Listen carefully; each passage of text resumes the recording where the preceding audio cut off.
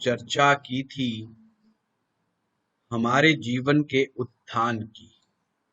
कल हमने चर्चा की थी लगन, पंचम और नवम भाव की। ये लगन, पंचम और नवम भाव तीनों मिलकर के धर्म भाव कहे जाते हैं। यानी कि किसी इंसान का धर्म कितना स्ट्रांग होगा, यह बात लगन, पंचम एवं नवम भाव से ही प्रतीत होती है। जैसा कि हम सभी जानते हैं, हम सनातन धर्मी हैं और सनातन धर्म अग्नि पर आधारित है और अग्नि हमारे लिए विशेष पूजनीय है। आज आपको मालूम होगा कि सनातन धर्म का लॉजिक कितना बड़ा है, कितना विस्तार पूर्वक है। हिंदू जन्म से लेकर के मृत्यु तक अग्नि की पूजा करता है, अग्नि के संस्कार करता है। अग्नि हमेशा नीचे से ऊपर की ओर ही प्रज्वलित होती है। आप अपने घर में भी एक्सपेरिमेंट करके देखिए। आप जैसे ही अग्नि को प्रज्वलित करते हैं, उसकी दिशा ऊपर की ओर होती है। अर्थात जो लोग अपने धर्म की रक्षा करने में सक्षम होते हैं, वो जीवन में ऊंचाइयां प्राप्त करते ही करते हैं। और धर्म केवल मात्र जीवन में ऊंचाई पर पहुंचाने में ही सक्षम केवल नहीं है, अपितु हमारे जीवन के कई आयामों में विशेष सहयोगी है। लगन भाव, पंचम भाव, नवम भाव, चाहे व्यक्ति किसी भी जन्म पत्रिका का हो, यानी कि चाहे वो किसी भी लगन में जन्म लिया हो, उसके first, fifth and ninth house अग्नि भाव ही कहलाते हैं। आपको ये समझ जाना चाहिए, चाहे आप मेष लगन में हो, चाहे आप कन्या लगन में हो, चाहे आप मीन लगन में हो, आपका पहला भाव, आपका पांचवा भाव और आपका नौवां भाव अग्नि भाव ही कहलाएंगे और ये फिक्स्ड हैं। इसको हमें समझना होगा।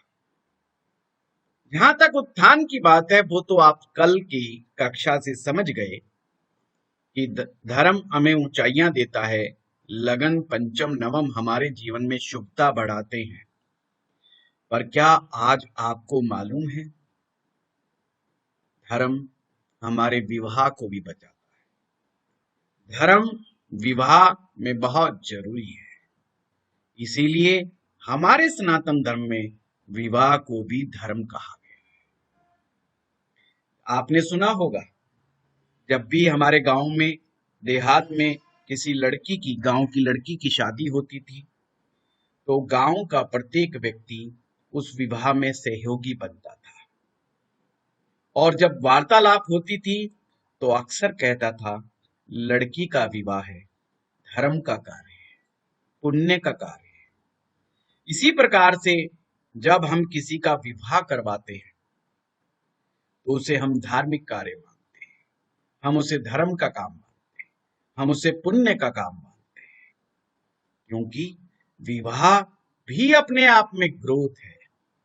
विवाह भी तो 2 से 3 और 3 से 4 होने की ही बात को कहता है। आपकी वंश वृद्धि भी तो धर्म के कारण ही है। पर आज के समय में हमारे विवाह लगातार टूट रहे हैं, पति पत्नी के संबंध विच्छेद हो रहे हैं। कहने को तो आप कह सकते हैं कि ये सप्तम भाव का मामला है गुरुजी, जिसे हम विवाह भाव कहते हैं, पर इसका धर्म से क्या लिंक है? आइए फिर एक बार और नए दृष्टिकोण से सोचते हैं। धर्म को हमने समझा अग्नि, और अग्नि 2 प्रकार की होती है, एक सम अग्नि और एक विषम अग्नि। अग्नि हमारे शरीर में भी है। बिना अग्नि के हम चलायमान भी नहीं हो सकते।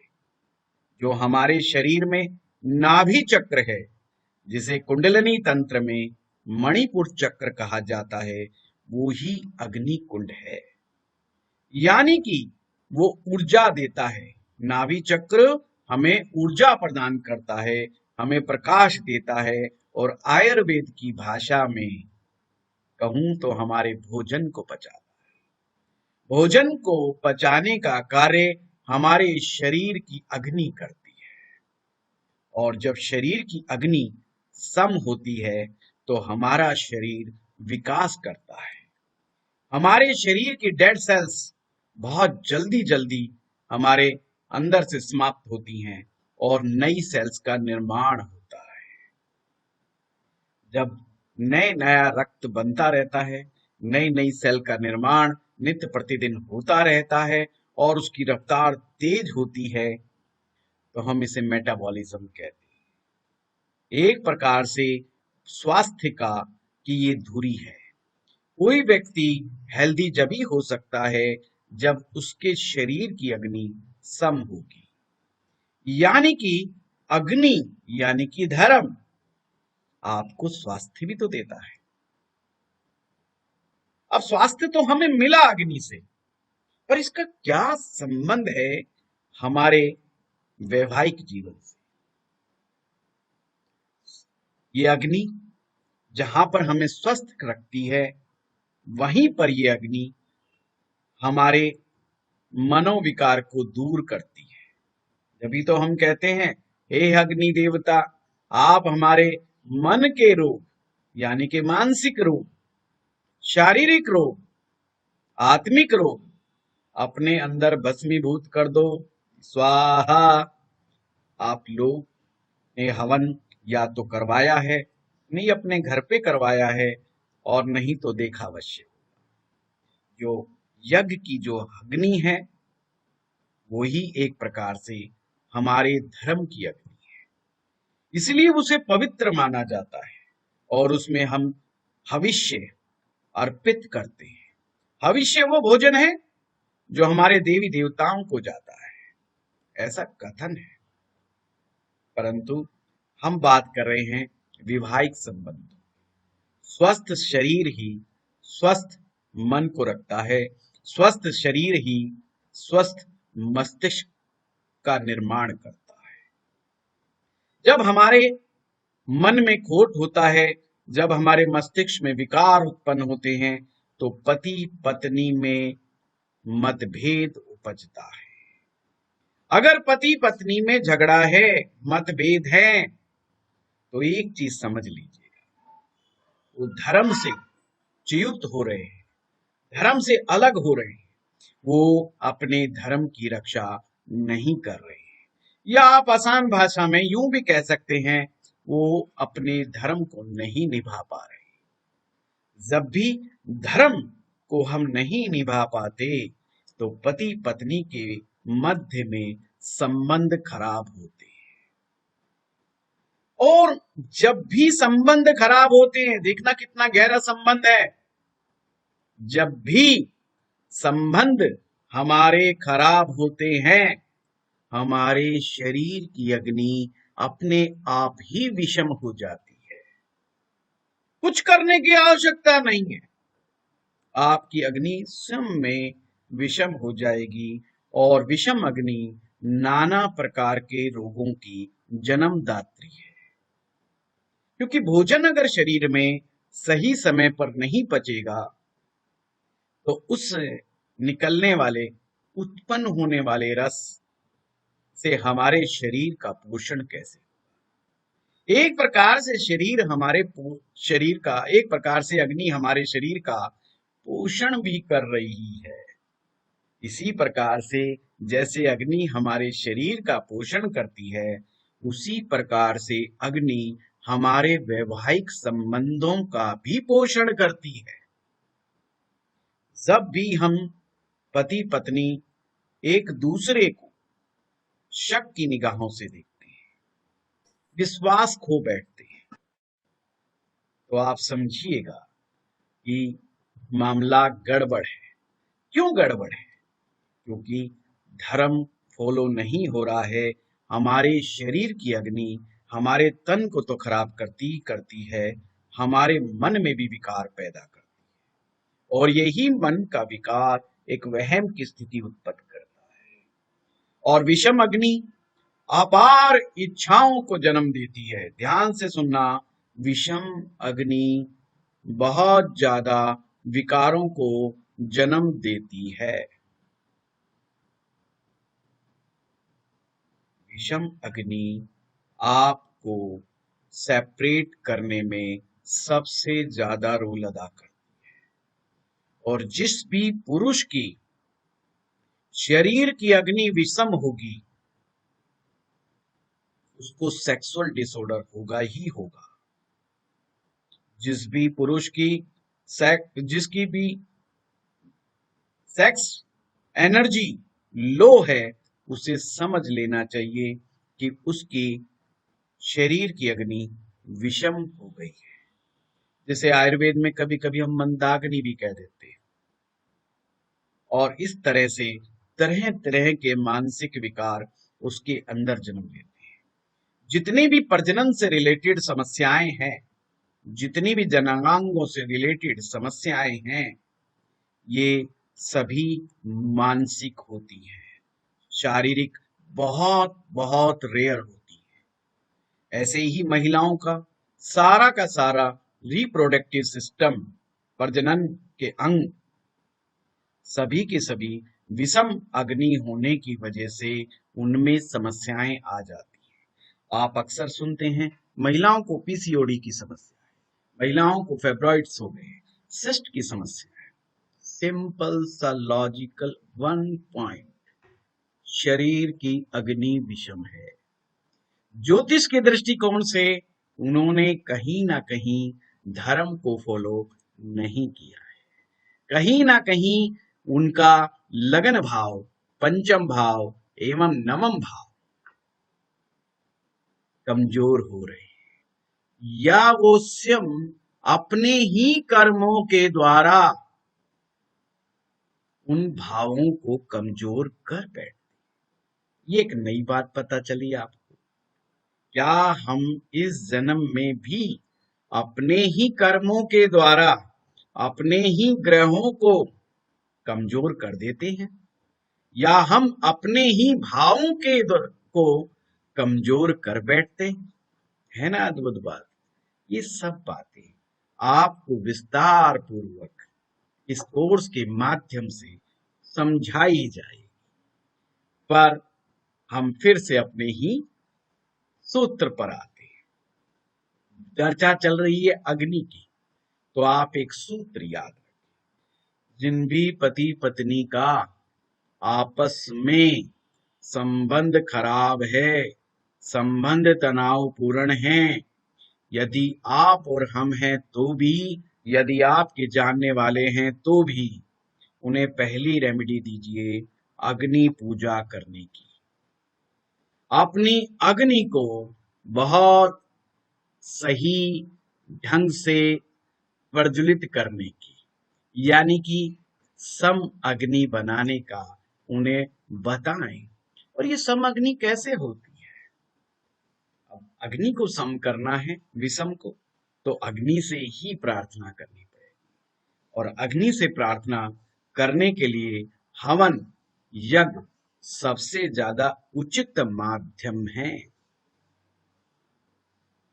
ऐसे व्यक्ति को नित्य, चाहे वो छोटा सा हवन करे, नित्य पति पत्नी को मिलकर के, और झगड़ा इतना ज्यादा है कि मिलके नहीं कर सकते तो अकेले भी कर सकते हैं, सुबह सुबह नहा धो करके स्नान इत्यादि करने के बाद उन्हें एक छोटा सा हवन छोटे से पात्र में, चाहे मिट्टी का बर्तन ही क्यों ना हो, उस अग्नि को प्रज्वलित करना चाहिए। और अग्नि देवता से आह्वान करना चाहिए कि हे अग्नि देवता, आप मुझे आशीर्वाद दें, मेरे शरीर की अग्नि को सम करें। है ना कमाल की अद्भुत बात। आप में से बहुत सारे लोग कहेंगे जी हमें तो मंत्र नहीं आते, कैसे आवाहन होगा? नहीं मालूम, कोई बात नहीं। हमारे शास्त्र में मानसिक पूजा का विधान है। आपको यदि संस्कृत नहीं आती, कोई बात नहीं, आप मन से प्रार्थना करें। आप शुद्ध हिंदी में ही बात कर लें। अच्छा, शुद्ध हिंदी भी नहीं आती, आप अपनी रीजनल लैंग्वेज में ही बात कर लें। वो देवता है, सब जानते हैं। हम कई बार कंफ्यूज होते हैं। एक बार तो कहते हैं देवता है, सब कुछ मन की जानते हैं, और एक तरफ सोच में पड़ जाते हैं कि अगर संस्कृत में नहीं बोलूंगा तो देवता कैसे समझेंगे। इस मिथ्या भ्रम से हमें बाहर आना चाहिए। सनातन को जीवित रखना है, सनातन को आगे बढ़ाना है, तो अग्नि पूजा को आगे बढ़ाना होगा। पहले तलाक क्यों नहीं होते थे? पति पत्नी में मतभेद क्यों नहीं होते थे? मतभेद भी होते थे और संबंध पृथकता जन्य भी होते थे, परंतु स्थितियां इतनी विपरीत नहीं थी, क्योंकि पहले घर घर में हवन होते थे। हर गली में, मोहल्ले में कोई ना कोई हवन वगैरह चलते थे। और नहीं तो हमारी माताएं बहनें सबसे पहले अग्नि को भोग चूल्हा जलाने के बाद जरूर अर्पित करती। कुछ ऐसे संस्कार, कुछ ऐसी परंपराएं हमारे देश में थी जिन्हें हम भूल गए या हमें भुला दिया गया है। हमारे ऊपर वेस्टर्न एजुकेशन थोप दी गई, जिसके कारण हम ऐसे भ्रमित हुए कि हम अपनी सनातन परंपरा को ही भूल गए। एक तरह से लगन, पंचम एवं नवम हमारे सनातन धर्म की पताका है। इसीलिए मैंने कल आपको कहा, नवम भाव में वेद विराजमान है और लगन में बुद्धि विराजमान है और पंचम में आपकी क्रियात्मकता विराजमान है, क्रिएटिविटी विराजमान है। जब ये तीनों मिलती है तो धर्म जीवित होता है और हम सभी धर्म के लिए ही खड़े हुए और हमें धर्म के लिए ही खड़ा होना पड़ेगा। ध्यान से रखने वाली बात है, हमें ना मुसलमानों से खतरा है, हमें ना किसी अन्य कौम से खतरा है। हमें खतरा है तो केवल और केवल हमारे ही अपने हिंदुओं से। कौन से हिंदू? क्या वो आपको मारेंगे? बिल्कुल नहीं, भूल जाओ, बिल्कुल नहीं। कोई नहीं मारने वाला, कोई मारकाट नहीं मचाने वाला। वे हिंदू केवल हमारे लिए खतरा हैं जो वेद को भूल गए। वो हिंदू हमारे लिए खतरा हैं जो सनातन परंपराओं को भूल गए। वो हिंदू हमारे लिए खतरा हैं जिन्होंने ऋषियों की परंपराओं को, ऋषियों की टीचिंग्स को भुला दिया है और वो उसके साथ रिकनेक्ट नहीं होना चाहते। हम में से कितने ऐसे लोग हैं, आप में से मैं समझता हूं जहां तक मुझे दिखाई दे रहा है, लगभग मोर देन 90% आज स्टूडेंट्स जो हैं वो वैवाहिक हैं और उम्मीद करता हूं आपके बाल बच्चे भी हैं। जो बुजुर्ग हैं उनके पोते पोतियां हैं, दोते दोतियां हैं। आप अपने हृदय पर हाथ रख करके सोचें, कितने लोग अपने बच्चों को कर्म कांड की शिक्षा देना चाहते हैं। हम कितने बच्चों को हवन की पद्धति सिखाना चाहते हैं। अगर नहीं जवाब आता है तो हम एक नंबर के दोगले हैं। हम खुद सीखना चाहते हैं पर बच्चों को नहीं सिखाना चाहते। या तो हम सीख रहे हैं वो गलत सीख रहे हैं, या तो हम गलत हैं, या जो हम बच्चों को नहीं सिखाना चाह रहे। क्यों नहीं सिखाना चाह रहे? क्या हम अपने बच्चों को ज्योतिष सिखाना चाहते हैं? बहुत का जवाब आ गया, नहीं नहीं नहीं नहीं, इट्स फॉर मी ओनली। नहीं नहीं, वो तो इंजीनियर बनेंगे, वो तो डॉक्टर बनेंगे, वो तो सीए बनेंगे। बने, उन्हें बनाना चाहिए। हमारे लिए डॉक्टर भी जरूरी है, हमारे लिए इंजीनियर भी जरूरी है, हमारे लिए चार्टेड अकाउंटेंट भी जरूरी है, और हमारे लिए अग्नि भी जरूरी है। मैं इतने वर्षों से ज्योतिष में जन्म पत्रियों का विश्लेषण कर रहा हूं और मैं हैरान हूं, जो ये नई पीढ़ी आ रही है हमारी, इनके मैरिज लाइफ पर सबसे बड़ा प्रश्न चिन्ह लगा। क्योंकि वो लगन पंचम और नयन नवम से दूर है। सिर्फ एक ही कारण है और कोई रीजन नहीं है। जब सूर्योदय होता है और उस समय किसी बच्चे का जन्म हो तो उसका सूर्य ऑटोमेटिक लगन में हो। ये ज्योतिष का नियम है। जब भी सूर्योदय होता है और उस समय कोई बच्चा 4:30 बजे, 5 बजे, 5:15 बजे अगर वो इस संसार में आता है, जब भी आप उसकी कुंडली बनाएंगे, सूर्य प्रथम भाव में होगा। हमारी नई पीढ़ी ने सूर्य को क्रॉस मार दिया है।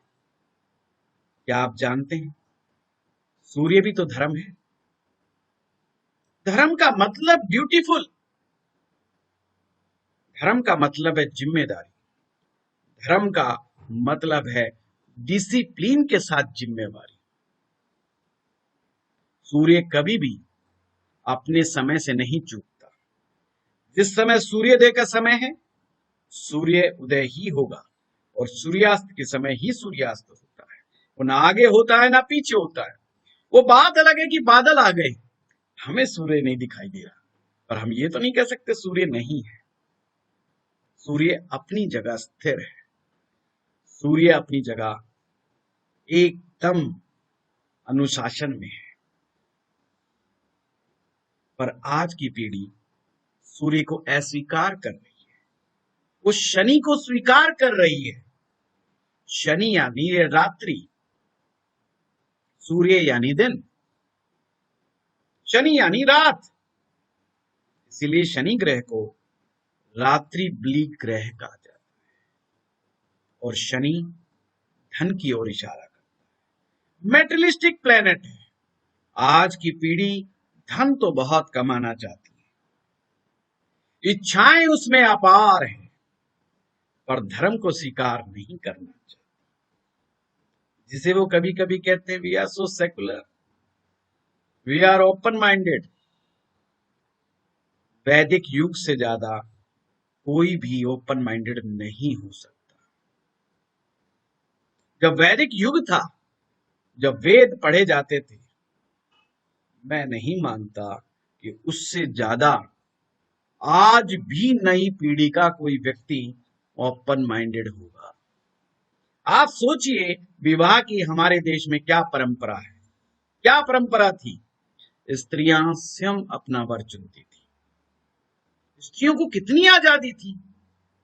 आपने पुरानी पिक्चरों में देखा हो, पुराने सीरियलों में देखा हो, रामायण में देखा हो, महाभारत में देखा हो, किसी भी स्त्री ने पर्दा किया हुआ नहीं होता था, यानी कि घूंघट नहीं होता था। और आज हम कहते हैं हमने घूंघट हटा दिया, हम आजाद हो गए। अरे ये आजादी तो हमारे देश ने, हमारे वैदिक धर्म ने, हमारे वेद में स्त्रियों को कब से दे रखी है।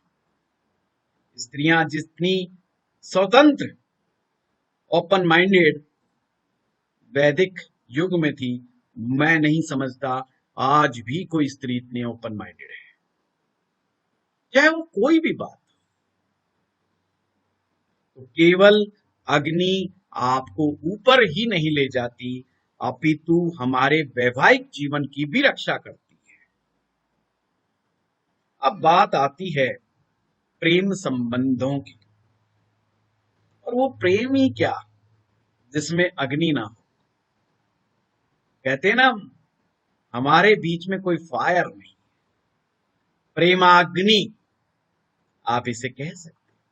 प्रेम रूपी अग्नि। एक इंसान प्रेम में पड़ करके क्या से क्या नहीं कर सकता।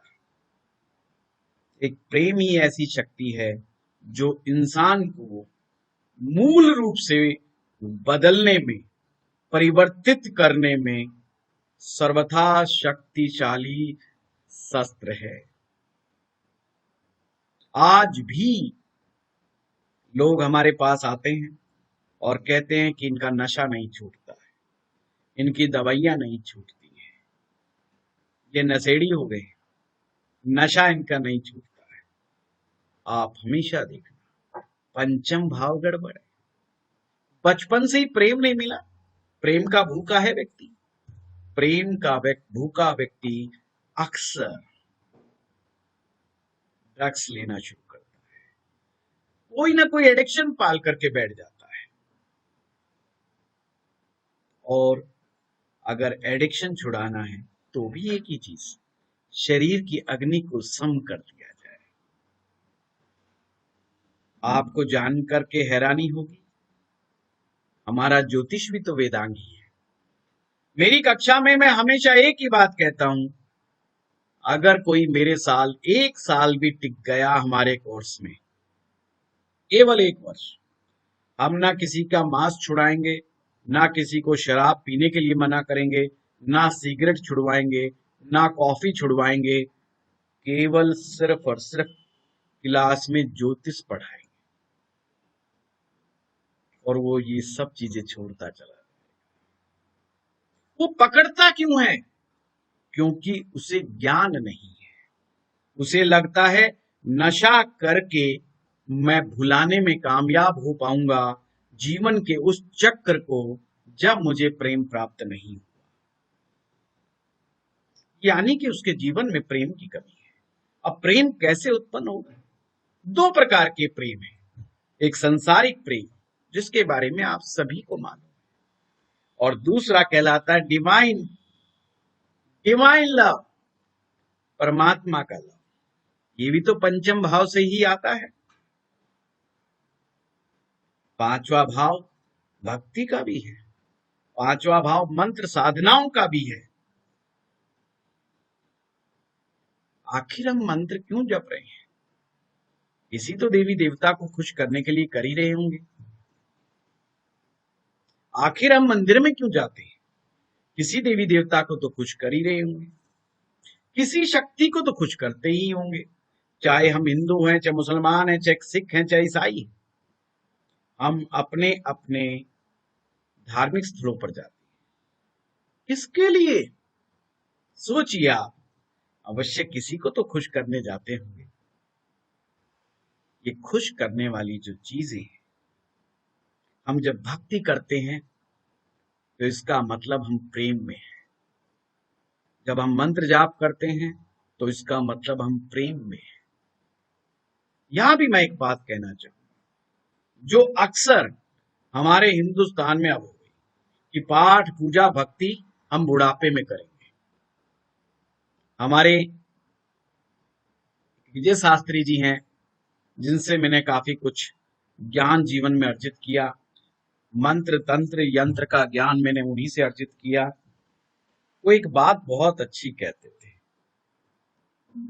वो अक्सर जवान लड़कों को पकड़ते थे।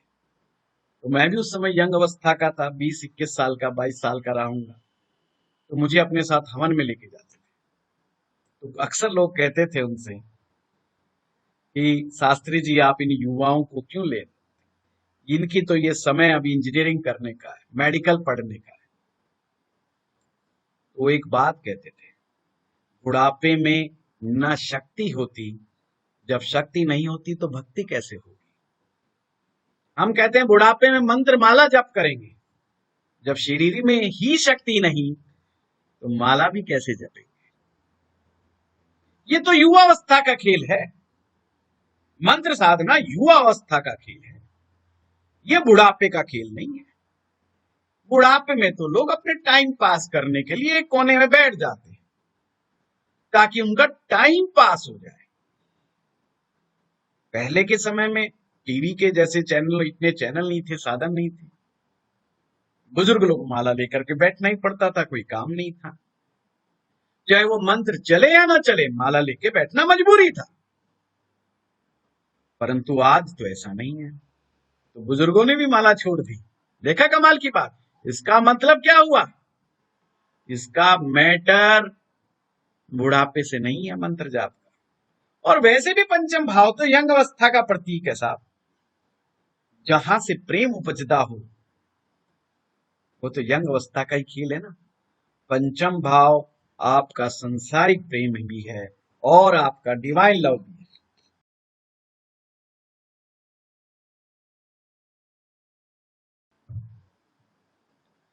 तो आज आपको मालूम लगा कि जो भी जवान मेरी बात को सुन रहे हैं, जो भी अभी युवा है, ये सर्वोत्तम समय है मंत्र साधना करने का।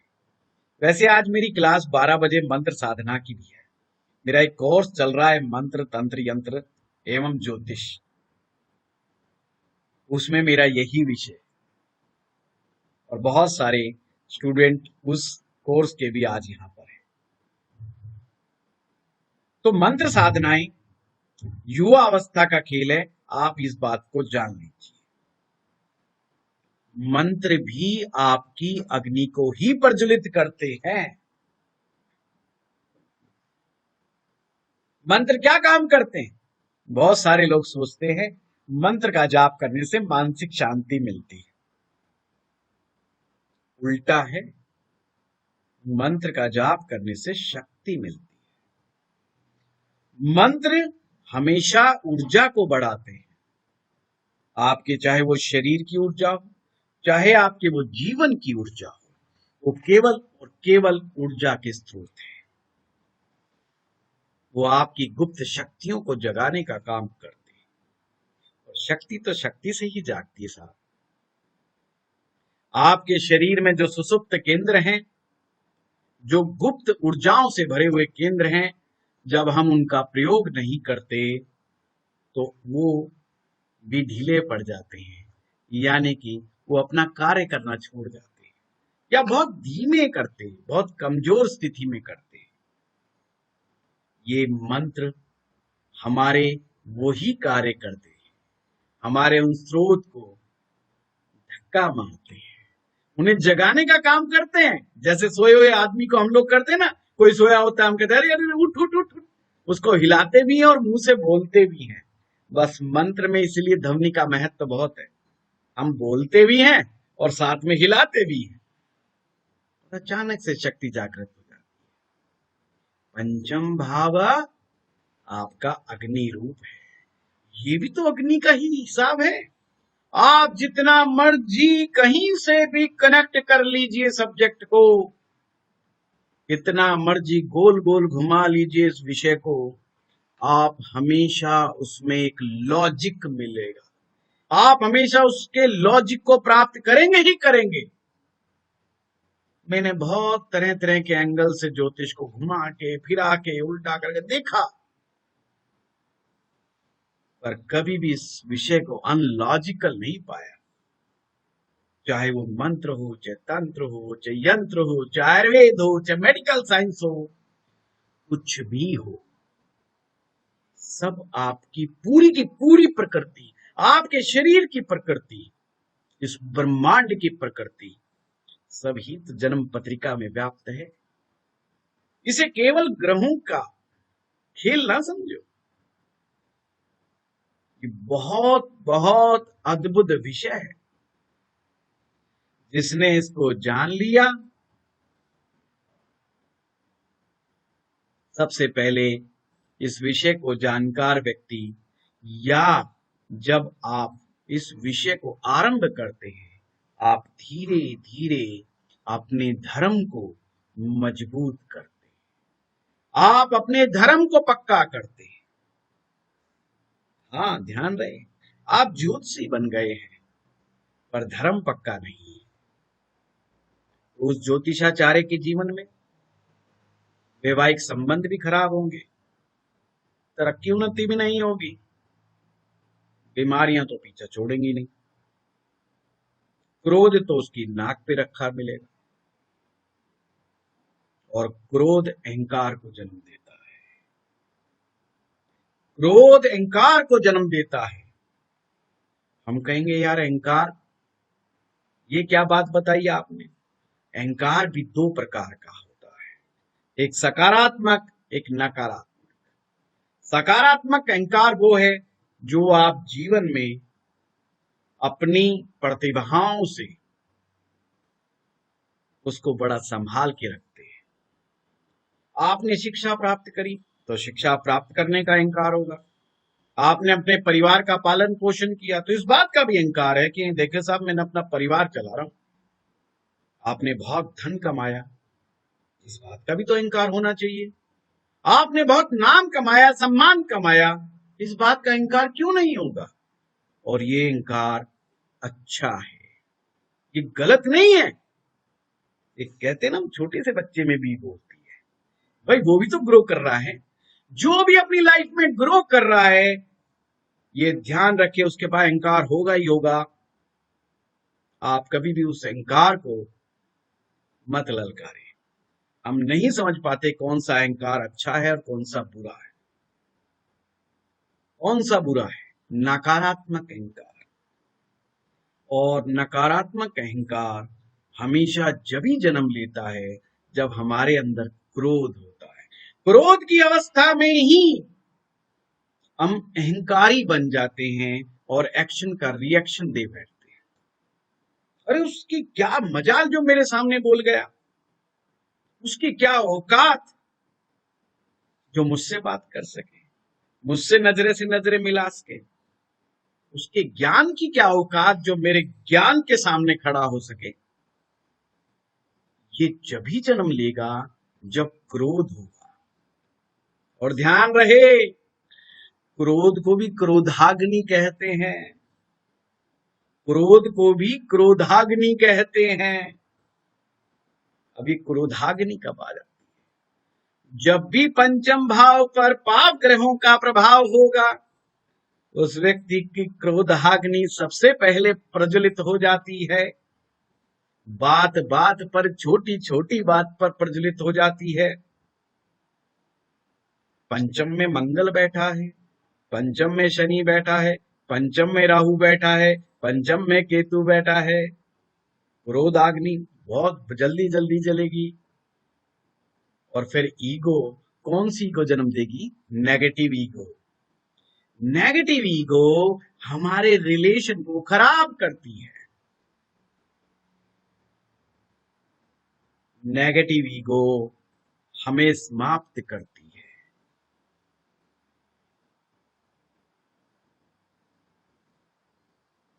अगर मैं एक दूसरा तरीके से देखूं, राम और रावण का युद्ध। रावण ने सीता को चुराया, पर वो उसका एक्शन नहीं था, वो उसका रिएक्शन था। सबसे पहले उसकी बहन की नाक काटी गई, ये भी गलत था। सूर्पनखा की नाक कटना, क्या ये उचित था? पर समय की स्थितियां ऐसी थी, उन्हें हथियार का प्रयोग लक्ष्मण को करना पड़ गया। रावण ने रिएक्शन तो दिखाई, पर स्थिति को नहीं समझ पाया। उसका अहंकार जो था वो सर्वाचित उचित था। नो डाउट वो लंका का राजा था, नो डाउट वो चारों वेदों का ज्ञाता था, नो डाउट उससे बड़ा भगत कोई नहीं था। भगवान शिव का इतना बड़ा भगत। क्या हुआ? भक्ति, याद रखना, भक्ति कौन से भाव से आती है? पंचम भाव से। परंतु उसको क्रोध आ गया, एकदम से क्रोधाग्नि प्रज्वलित हो गई और उसका नकारात्मक अहंकार ने उसको सोचने पर, समझने पर उसको नकार दिया। जब भी क्रोधाग्नि जलती है, बुद्धि से कनेक्शन हट जाता है। समझना बात को। अगर पंचम भाव नेगेटिव दिखा रहा है, पहले भाव में आपकी बुद्धि है। अगर पंचम नेगेटिव है, बुद्धि भ्रष्ट। क्रोधाग्नि प्रज्वलित हुई तो नकारात्मक ईगो उसके अंदर निकली और उसने कहा, येन केन प्रकारेण मैं उसे सबक सिखाऊंगा। उसने स्थिति को नहीं समझा कि आखिर नाक क्यों काटी, पर उसको भड़का दिया सूर्पनखा ने, और भड़काने से वो तुरंत क्रोधित हो गया। और क्रोधित होने से उसका दिमाग का कनेक्शन, जो चार वेदों का ज्ञाता, विद्वान ब्राह्मण, ज्योतिष का परम ज्ञाता, वाद्य यंत्रों का बहुत ही निपुण, संगीतज्ञ, गायन कला में निपुण, ज्योतिष का महारथी, क्या वो इतनी सी बात भी नहीं समझ पाया कि यार ये कुछ और चीज है कि साक्षात नारायण राम के भेष में है इस समय? मैं नहीं मानता, परंतु फिर भी उससे गलती हुई, क्योंकि उसकी क्रोधाग्नि ने उसके नेगेटिव ईगो को जन्म दिया, जिससे उसका कनेक्शन, ब्रेन का कनेक्शन हट गया। मैं नहीं मानता कि रावण थोड़ी देर भी शांत होकर के सोचता, जैसे कि एक राजा को सोचना चाहिए था, तो वो कभी भी छल से सीता हरण जैसी बात भी दिमाग में लेकर के आ सकता था। ऐसी मैं नहीं मानता। और ऐसे में क्या होता है? फिर वही होता है जो आपने देखा, लंका का सर्वनाश। यानी मैं आपको कहना चाहता हूं, नवम भाव नेगेटिव हुआ यानी धर्म नेगेटिव हुआ तो आपका विवाह संस्कार खराब। पंचम नेगेटिव हुआ तो बुद्धि खराब, क्रिएटिविटी खराब, संतान खराब। पंचम भाव से संतान, रावण की समस्त संतानों का सर्वनाश हो गया। पंचम भाव प्रेम, पंचम भाव संतान। अपनी पत्नी के द्वारा लाख समझाए जाने पर भी रावण का ना समझना क्या दिखाता है? सोच के देखिए। और कमाल की बात है, अगर मां सीता पतिव्रता नारी थी तो रावण की पत्नी भी पतिव्रता नारी थी। उसमें भी उतना ही बलाबल था जितना कि मां सीता में सतीत्व का था, उतना ही सतीत्व रावण की पत्नी में भी था।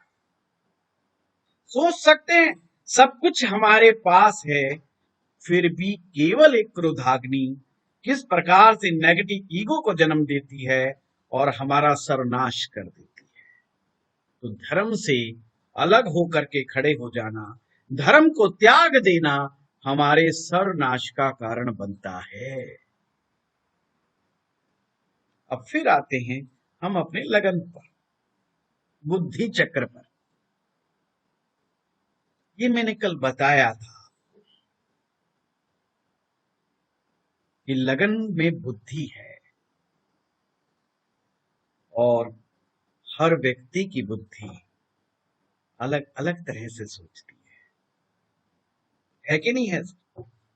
हम कहते हैं अगर हम संख्या में 130 करोड़ हैं तो एक प्रकार से 130 तरह की खोपड़ियां हैं जो अलग अलग सोचती है। बस यदा कदा कुछ मामलों को लेकर के हमारी बुद्धियां का फ्रीक्वेंसी मैच हो जाती है और हम कहते हैं हम एक मत हो गए, पर हम एक मत वास्तव में कभी नहीं होते। और हम ढूंढते हैं हम पति पत्नी एक मत हो जाएं। कैसे पॉसिबल है? हो ही नहीं सकता और होने भी नहीं चाहिए। पति पत्नी का एक मत होने से क्या मतलब? ऐसा कभी भी ना हुआ है, ना होना चाहिए। घर कैसे चलेगा, परिवार कैसे चलेगा? अगर एक मत हो गए तो ये भी बहुत बड़ा गड़बड़ मामला है। चलिए हम बात करते हैं, बुद्धि की बात चल रही थी। आपने देखा होगा कि कुछ लोग चुटकी बजाते चीज को समझ जाते हैं, कुछ लोग सेकंडों के हिसाब से समझ जाते हैं चीजों को। हम कहते हैं ना इसका दिमाग तो कंप्यूटर से भी ज्यादा तेज चलता है। हम कहते हैं ना अरे ये तो गूगल बॉय है साहब, गूगल बॉय, कुछ भी पूछो फटाफट। ये फटाफट वाला कौन है? ऐसे लोगों की अगर आप कुंडलियां देखोगे तो आप पाओगे कि जो बुद्धि है उसकी, जो तीव्रता लिए हुए, और जब तीव्रता की बात करते हैं, तीव्रता में भी अग्नि छिपी हुई है, तीव्रता में भी अग्नि छिपी हुई है। हम कहते हैं इसकी बुद्धि बहुत तीव्र, अग्नि फटाफट फटाफट जलती है। जब कई बार हम मजाक करते थे ना, हम इंजीनियरिंग में मजाक करते थे कि यार इसकी बुद्धि ट्यूबलाइट है। ट्यूबलाइट का मतलब कभी चसती है कभी बुझती है, कभी चसती है कभी बुझती है। अर्थात कभी समझ में आता, कभी नहीं भी आता, कुछ कुछ समझ में आता है, कुछ कुछ नहीं समझ में आता। आपको ध्यान रखना होगा कहीं लगन स्थान पर पाप ग्रह तो नहीं है। जब भी लगन स्थान पर पाप ग्रह होंगे या पाप ग्रहों से कोई संबंध होगा तो बुद्धि ट्यूबलाइट ही हो जाएगी, क्योंकि हमारा करंट, हमारे शरीर के अंदर भी करंट होता है। वैसे तो ये विषय मंत्र तंत्र का है जो मैं बताऊंगा आगे चल करके, ये विषय पर हम भटक जाएंगे, फिर से मैं अपने विषय पर वापस लौटता। लगन पंचम नवम हमारे अग्नि है और अग्नि सम होनी चाहिए, ये आज की क्लास का सूत्र है। सम अग्नि हमें आनंद देती है, हमारा पोषण करती है। सम अग्नि अच्छे संबंधों को देती है। सम अग्नि हमें भक्ति का मार्ग देती है, हमें परमात्मा से मिलाने का मार्ग प्रशस्त करती है। हमारे पुण्यों को अर्जित करने में हमारी सम अग्नि बहुत ज्यादा मददगार होती है। विषम अग्नि होने पर काफी कुछ उल्टा हो जाता है। बाकी तो आपको प्रताप जी कक्षा में डिटेल स्टडी देंगे। मुझे ख्याल है कि आपको कोर्स का कंटेंट भेज दिया गया है और जिसे नहीं मिला है वो मांग सकता है, मेरे पर्सनल मैसेज पे या ग्रुप में वो मांग सकता है, उन्हें जरूर प्रोवाइड किया जाएगा। और मैं चाहूंगा अपनी यात्रा को एक नेक्स्ट लेवल की जर्नी में जरूर कन्वर्ट करें। ज्योतिष सरल बहुत है, ये ध्यान रखें, ज्योतिष सरल बहुत है, ना समझने वाले के लिए जटिल बहुत है, या कहें असंभव, या कहें असंभव। ज्योतिष सरल उन्हीं के लिए है जिनका मस्तिष्क सरल है। जो शुद्ध भाव से ज्योतिष को पढ़ता है उसके लिए ज्योतिष बहुत सरल है।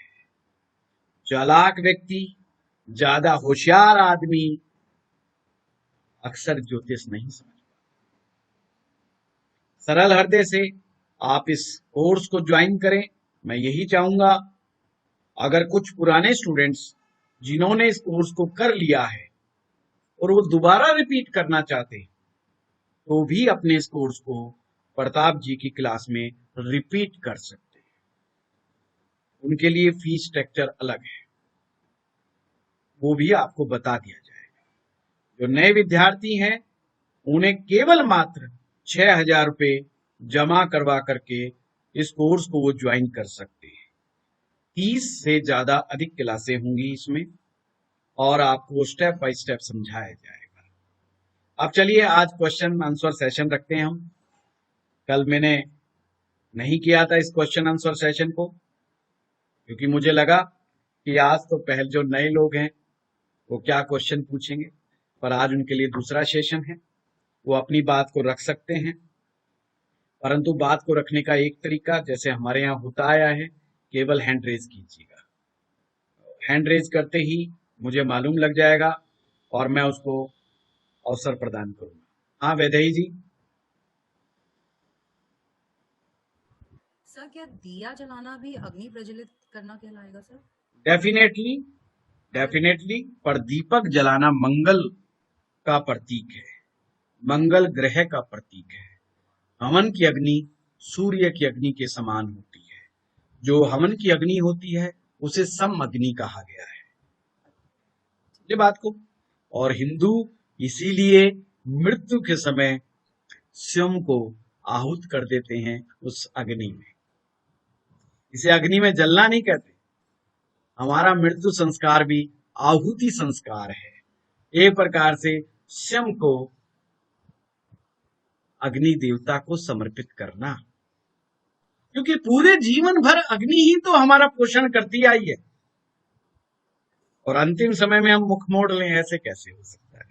जिसने हमें सदा दुलारा, जिसने हमें सदा संभाला, उससे हम दूर कैसे जा सकते हैं? सर जी। हवन की सिंपल, थोड़ी सी सिंपल पद्धति थोड़ी बताएंगे, और उसकी सुबह की टाइमिंग एग्जैक्ट, और शॉर्ट पीरियड के लिए ये हो, जैसे मैं सर्विस करता हूँ, गवर्नमेंट जॉब में हूँ। नाम क्या आपका? मेरा रोहताश बकोलिया जी, फ्रॉम पंजाब कोटपुरा से। रोहतास जी, सिंपल सी बात है। मैंने कहा कि आप एक काम कीजिए, एक छोटा सा हवन कुंड घर में लेके आए और हवन सामग्री बनी बनाई मार्केट में मिलती है, ले आए। थोड़ा सा कपूर रख लें, थोड़ी सी समिधा के रूप में लकड़ियां भी रख सकते हैं। अगर लकड़ियां नहीं है तो कोई बात नहीं, उसकी भी चिंता ना करें। जो कंडे आते हैं हमारे, हाँ जी, और गोबर, अगर गोबर के कंडे, वो भी गौशाला के हों, दो। गाय के हों, तो बहुत ही उत्तम है। आपने उन कंडों को रखें और थोड़ा सा कपूर जलाएं और उसमें थोड़ी थोड़ी सामग्री डालते रहें घी के साथ। और केवल आप हिंदी में भी केवल इतना कहते रहें, अग्नि देवता आपको नमस्कार, हे विष्णु देवता आपको नमस्कार, हे शिव देवता आपको नमस्कार। जो जो देवताओं को आप अर्पित करना चाहते हैं वो अग्नि को समर्पित आहुति डालते रहें। इससे भी हो गया। और अगर सीखना चाहते हैं तो नित्य पूजा कर्म प्रकाश, गीता प्रेस वालों की ये एक पुस्तक है, बहुत आसान भाषा में, बहुत सरल भाषा में, हिंदी में पूरी विधि स्टेप बाय स्टेप दी हुई है। आप नित्य। उसके माध्यम से भी हवन यज्ञ अपने घर में कर सकते हैं। ठीक है? ठीक, थैंक यू सर। हाँ प्रीति जी। सर नमस्ते, मेरा नाम प्रीति अय्यर है, इंदौर एमपी से बात कर रही हूँ। जी। मेरा एक प्रश्न है आपसे कि आपने बोला कि पहले के जमाने में स्त्रियों को अधिकार था अपना वर चुनना, अभी इसको आज के जमाने में हम लव मैरिज बोल सकते हैं।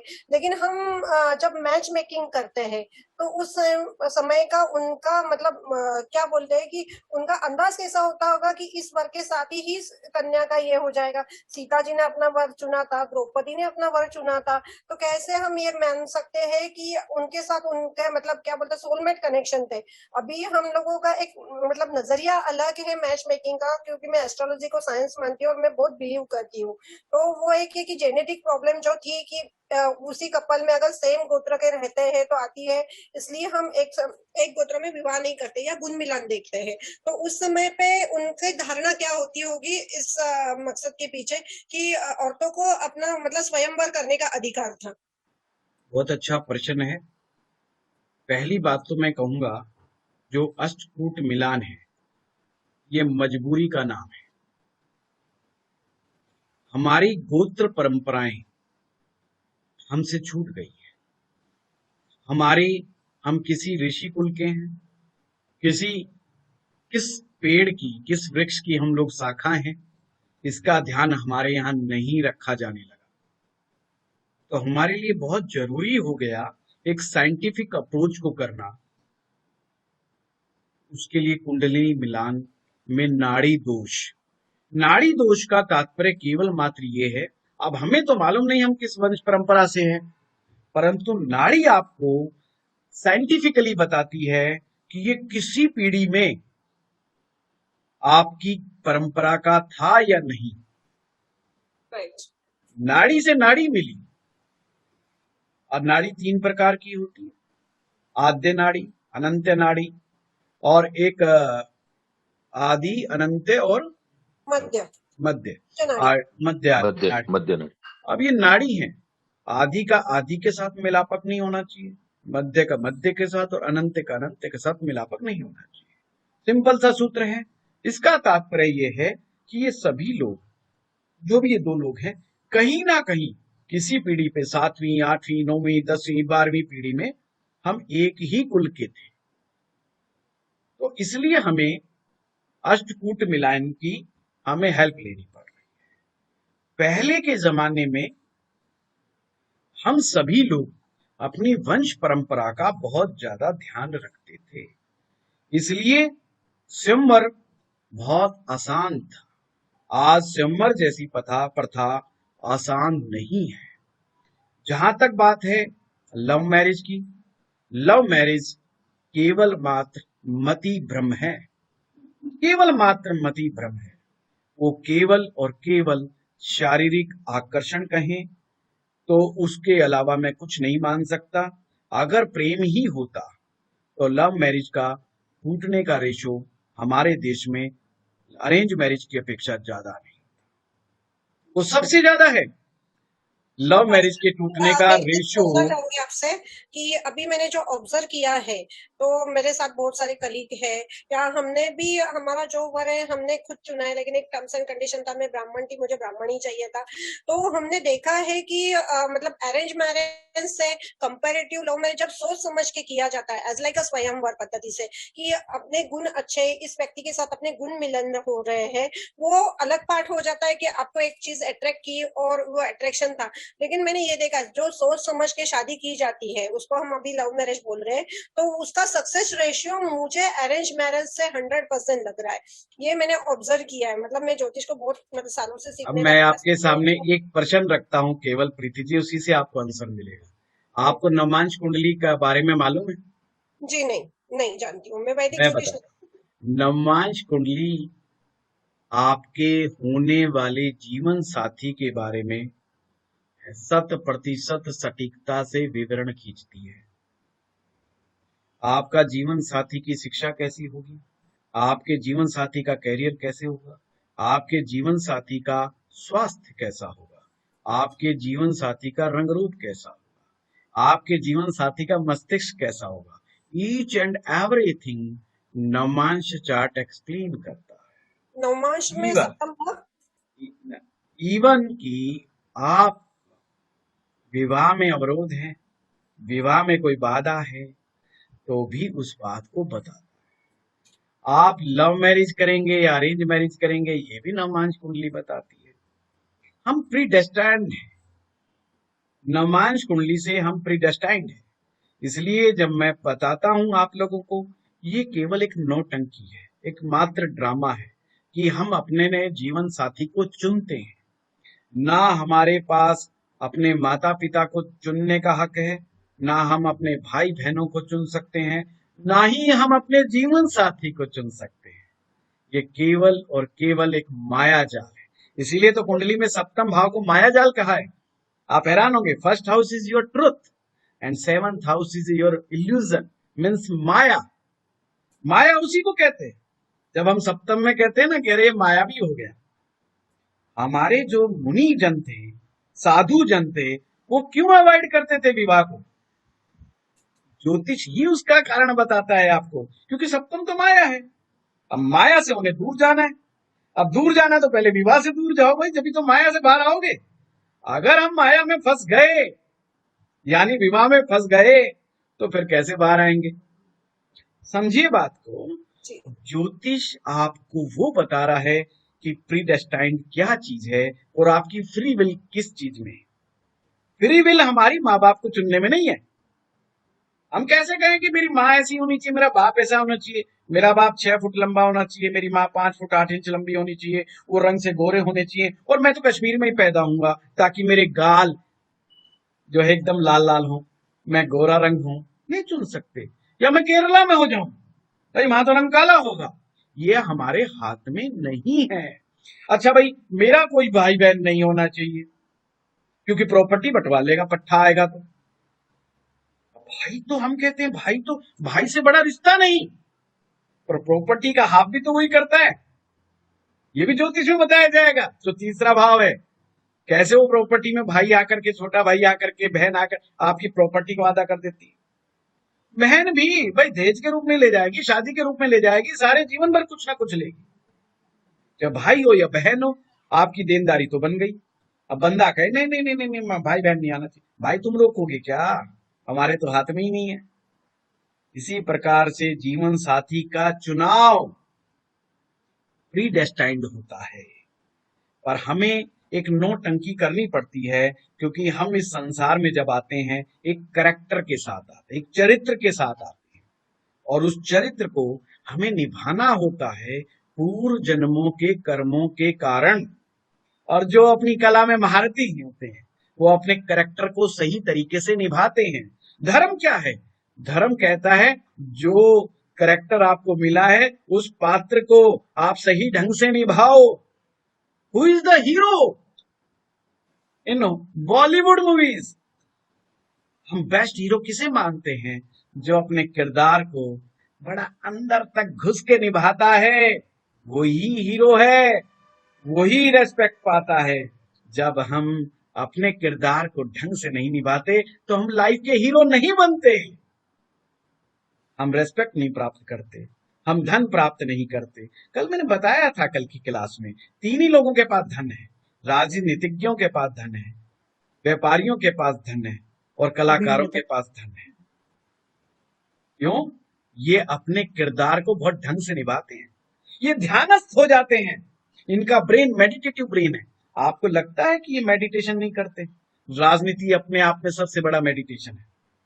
खुद जाता है आदमी, परिवार छोड़ देता है, सब कुछ छोड़ देता है, लगता है वो परिवार के अंदर है, पर वो परिवार में होता नहीं।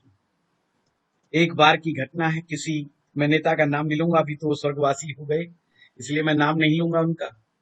उनसे किसी ने पूछा कि आपका बच्चा 8वीं क्लास में फेल हो गया है और आज रिजल्ट आया है, तो उसने कहा ये बात मुझे क्यों बता रही हो? तो उन्होंने कहा वो बच्चा आप ही का है। पता है मेरा बच्चा 8वीं क्लास में? तो वो अपने सेक्रेटरी की तरफ मुंह करके करता है, क्या अपना बच्चा 8वीं क्लास में है? सेक्रेटरी कहता है हाँ, अपना बच्चा 8वीं क्लास में है। यानी कि उसे तो ये भी याद नहीं कि उसका बच्चा कौन सी क्लास में। इससे बड़ा ध्यान क्या होगा? एक व्यापारी अपनी जब कंपनी को बनाता है, अपना बहुमूल्य समय, जीवन का बहुमूल्य समय अपनी कंपनी का निर्माण करने में लगाता है। हंसी खेल में कंपनियां तैयार होती है क्या? सोते सोते कंपनियां तैयार होती है क्या? बिस्तर पर सो करके एलईडी टीवी को स्क्रीन पर घुमा घुमा करके चैनल घुमाने से कंपनियां तैयार होती है क्या? वहम है। जिंदगी में जिसने ऊंचाइयां पाई हैं, अपने जीवन को उस दीपक की तरह जलाया है और वो उस दीपक का तेल बनता है, जब जाकर के कोई चीज में प्रकाश आता है। कलाकार ऐसे बन जाओगे क्या? 5 मिनट की एक्टिंग तो करके देखो, पता चल जाएगा कलाकारी क्या होती है? टीचर की एक्टिंग ही कर लो मेरी तरह, पता लग जाएगा एक्टिंग क्या होती है। मैं भी एक्टर हूं भाई, मैं भी कलाकार हूं एक, जो अपनी कला को निभाने का भरपूर प्रयास करता हूं। कितना कामयाब हो पाऊंगा ये तो आप लोग बताओगे, मैं थोड़ी बताऊंगा। ये सब आप बताओगे। एक कलाकार 3 घंटे की फिल्म बनाता है, आप 5 मिनट में रिजेक्ट कर देते हो। सोचिए कितना बड़ा जीवन में उसके रिस्क है। एक व्यापारी एक गलती करता है, करोड़ों का धंधा नष्ट हो जाता है। एक नेताजी एक गलती करते हैं, पार्टी को इधर से उधर बदलने में पूरा लाइफ, पूरा कैरियर चौपट हो जाता है। इतने मजे जिंदगी में ऊंचाई पे है ना, वहां पर उतना ही ध्यान की जरूरत है। ये सब मेडिटेशन का ध्यान रखने वाले लोग हैं, ये मेडिटेटिव ब्रेन है सारा का सारा। आप भूल जाओ कि आपकी तरह ये सामान्य व्यक्ति हैं, इन्होंने अपने आप को अग्नि में जलाया है। जो भी अग्नि में जलाएगा वो ही ऊपर उठेगा। भगवान शिव कौन है? भगवान शिव अग्नि रूप है। हम कहते भगवान शिव की पूजा करेंगे, भोले बाबा को प्रसन्न करेंगे, अरे अग्नि रूप है, सोच समझ करके जाना उनके नजदीक। वही शिव भक्ति में जाए जो अपने आप को शिव की अग्नि में समर्पित कर दे। ऐसे ही आसान नहीं है, बहुत सारी चीजें मिथक हैं हमारे समाज में, इन्हीं मिथकों को तो तोड़ना है। जब ही सनातन का पुनरुत्थान होगा, और ये पुनरुत्थान आप सब लोग मिलकर करेंगे, मेरे साथ मिलकर के करेंगे। जब आप इस ज्ञान को हिंदुस्तान के घर घर में पहुंचाएंगे, हर सनातनी के घर घर पहुंचाएंगे, जब हमारा पुनरुत्थान होगा। जब हम मंत्रों का, जब हम वेदों का, जब हम वेदांग का ज्ञान घर घर बांटेंगे, तो आपका उत्थान होगा। ये ऐसे सहज नहीं है साहब, पूरा जीवन समर्पित करना पड़ता है। कोई ज्योतिष ऐसे ही नहीं आ जाता, इसके लिए भरी जवानी लगानी पड़ती है। कोई आसान खेल है क्या? नहीं साहब, बहुत चरण दबाने पड़ते हैं, बहुत नरमाई दिखानी पड़ती है, अहंकार को चरणों के नीचे दबाना पड़ता है, जब ज्योतिष जैसा विद्या का कुछ अंश हमें प्राप्त होता है। लोगों ने कहा भी ऑक्सीजन सिलेंडर की कमी हो गई, पर क्या लोग जानते हैं कि 1 लीटर ऑक्सीजन प्राप्त करने के लिए लिक्विड फॉर्म में कितनी हमें ऑक्सीजन चाहिए?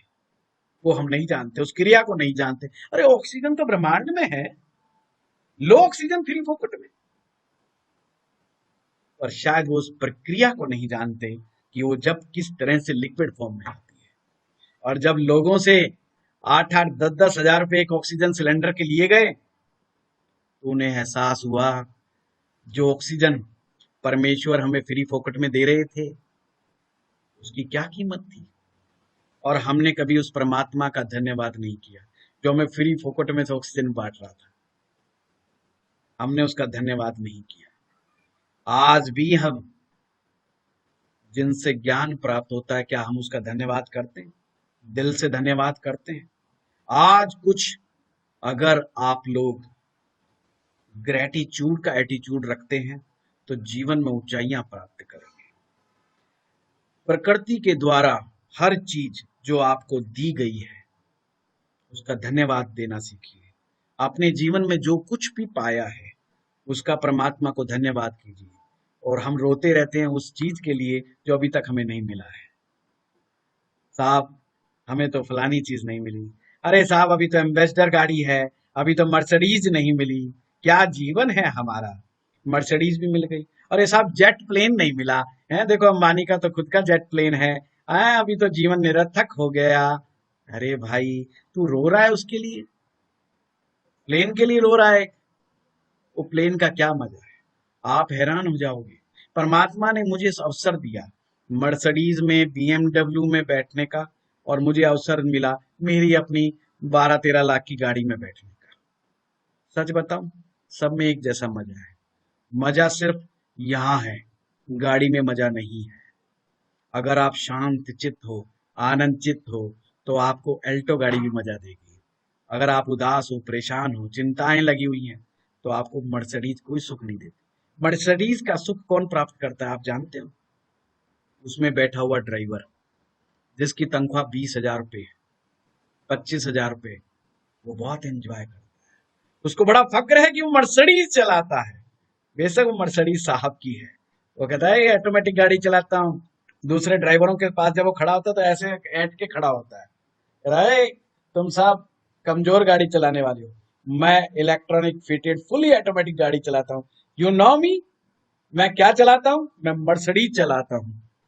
घमंड तो उसमें है क्योंकि वो एंजॉय सबसे ज्यादा वही कर रहा है मर्सिडीज का मालिक। क्या है, वो तो कान पे फोन लगाए हुए आता है, हाँ ओपन द डोर, और बैठ जाता है और सारे रास्ते हाँ हाँ ये कर लो, हाँ हाँ वो कर लो। उसे पता ही नहीं कब वो ऑफिस में बैठा था और कब घर आ गया। ड्राइवर कहता साहब घर आ गया, दरवाजा खोला, मर्सिडीज से निकला, क्या एंजॉय लिया उसने। पूरे रास्ते भर यही चिंता, कंपनी में क्या हो रहा है, मेरे वर्कर क्या कर रहे हैं, फलाने ने गड़बड़ कर दी है, उसको निकालना है, उसको डालना है, उसकी ऐसी तैसी करनी है, उसका ये करना है, उसकी चटनी बनानी है, उसका मुरब्बा बनाना, यही सब तो दिमाग में चलता रहता है। खुराफात खुराफात खुराफात।